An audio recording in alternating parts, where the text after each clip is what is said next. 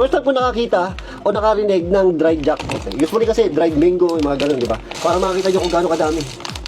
Oh, ganyan karami yan. Pag bumili yan, murang-mura lang to. Ito ay dyan mabibili. So, ito na, moment of truth. Kailangan natin tikman kung talagang langka-langka, kung masarap. Ang lutong, gabi. Para mapakinggan nyo kung mga lutong to lang. Ang lutong.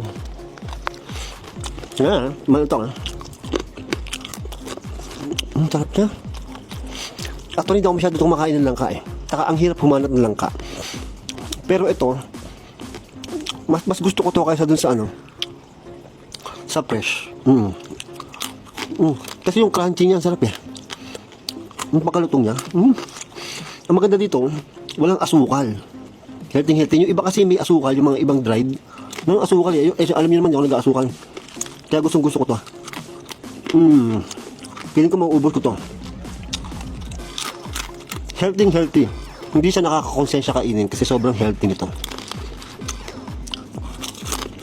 Wala kang ibang malalasahan, walang asin, walang asukal. Malalasahan mo lang yung pagkalangka talaga niya. Sarap.